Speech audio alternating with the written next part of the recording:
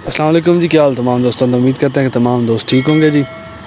आज की इस वीडियो ਦੇ ਵਿੱਚ ਆਪਾਂ ਗੰਦਮ ਦੀ ਗਾਈ ਕਰ ਰਹੇ ਹਾਂ ਜੀ ਬਜ਼ਰੀਏ ਥ੍ਰੈਸ਼ਰ।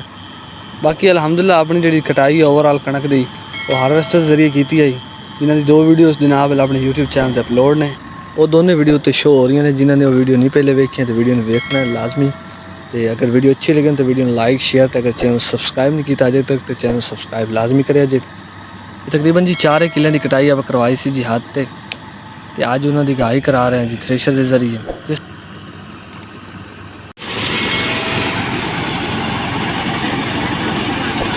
अपने का 4 मॉडल गात एक लगा हुआ जी थ्रेशर ते, एक ही मॉडल के पीछे पाई हुई है जी ट्राली।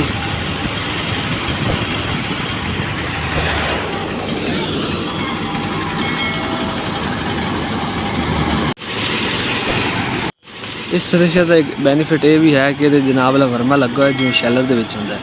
गट्टू आसानी नाल भरी रहे ने, नाल गट्टू भरी जाने, वजन करके ते गट्टूआं दे मूँह सी के ट्राली उत्ते रखी जाने। लेबर वाले भी जनाब नाल गड्ढे ले जाते हैं ते नाल ही जनाब थ्रैशर जा रहे हैं। दाड़ा कोई नहीं लाना जिन्होंने कहते हैं गड्ढे इकट्ठे करने, वो कोई सी नहीं। हले तरपाल पाई हुई जनाब जो दाना कोई गिरेगा वो उत्ते तरपाल के उत्ते गिरेगा।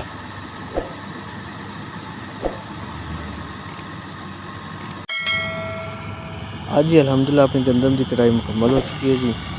तो वीडियो जनाब लेट अपलोड की ने अपनी गंदम की कटाई तकरीबन 1 मई तो पहला दी जनाब क्लीयर हो गया सी। तकरीबन 28 27 अप्रैल क्लीयर हो गया सी आप, लेकिन काम की मसरूफियात की वजह तो वीडियोज़ लेट अपलोड की ने, जिन्हें वास्ते असीं माज़रत ख्वाह। आज की वीडियो कर दें जी एंड। अगर साडी वीडियो अच्छी लगी तो वीडियो में लाइक शेयर ते अगर चैनल सब्सक्राइब नहीं किया तो चैनल सब्सक्राइब लाजमी करें जी। मिलते हैं तुहानूं एक नई वीडियो के नाल, तब तक के लिए अल्लाह हाफिज़।